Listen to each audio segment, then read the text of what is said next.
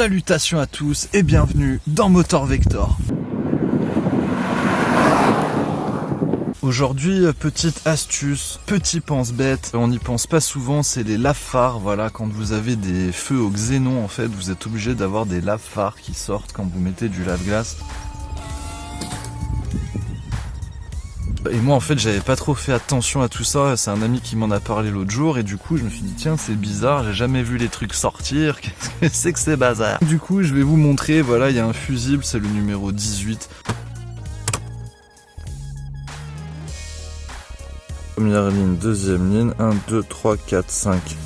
Donc la deuxième ligne, 1, 2, 3, 4, 5, voilà c'est celui de Vampère. Je vous ai gardé celui que j'ai enlevé hier soir en fait. Donc ça, c'est celui qu'il y avait à l'intérieur.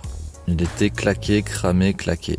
Donc j'ai mis le nouveau et ça a marché direct. Quand je l'ai remplacé, ma petite pompe marche. Donc le temps que l'eau monte, il n'y avait rien au début, après c'est venu. Pour que ça fonctionne, ce qu'il faut c'est allumer les phares.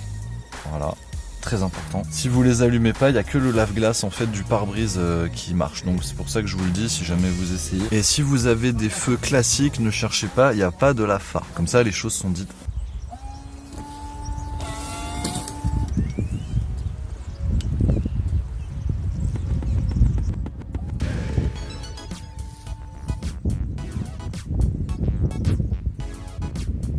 Ensuite quand ils sont sortis, moi la première fois, ils sont sortis et ils sont restés dehors en fait, parce que ça devait faire des années qu'ils marchaient pas.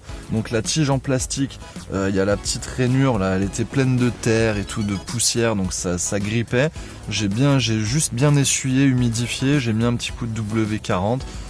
Là j'ai même pas le temps de les attraper, les trucs ils redescendent direct. C'est bon. Ah ouais, si on n'est pas deux, on peut pas le choper quoi. En fait, comme elles n'avaient pas servi depuis longtemps, vous voyez, c'est des tiges, c'est mécanique. En fait, elles montent avec la poussée de l'eau et elles rentrent avec son truc, avec la force du ressort. Alors qu'au début, il y en a un qui descendait, un qui restait dehors. C'était moche. Bon, en tout cas, voilà, ça marche super bien. Donc, j'espère que ça pourra vous aider. N'oubliez pas à vérifier le fusible numéro 18. Moi, pourquoi ça marchait pas? En fait, je sais que ma voiture a été repeinte, les pare-chocs du moins, à l'avant, à l'arrière. Je pense que, voilà ce qui s'est passé.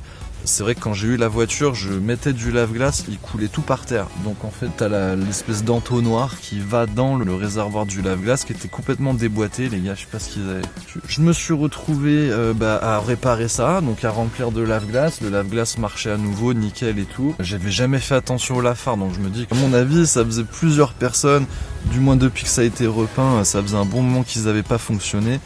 Donc le circuit était complètement sec, vide, les trucs ne sont jamais montés, descendus pendant des années, donc tu te doutes bien c'était grippé. Écoute, en tout cas ça marche et je crois qu'au contrôle technique c'est important que ça fonctionne quand on a les xénons puisque c'est censé marcher. Alors je dis pas que tous les contrôleurs vont le vérifier, mais ça peut être un point voilà un peu chiant quoi. Voilà les amis, j'espère que cette petite vidéo vous aura plu. N'hésitez pas à vous abonner bien entendu si c'est pas déjà le cas, si vous voulez suivre les aventures du caillou, des petits tutos nettoyage, des petits essais voitures, des petites vidéos plaisir également, à mettre un petit like ou un petit commentaire, ça fait toujours plaisir. Merci encore de nous avoir suivis, on se retrouve tout bientôt pour une prochaine vidéo Motor Vector.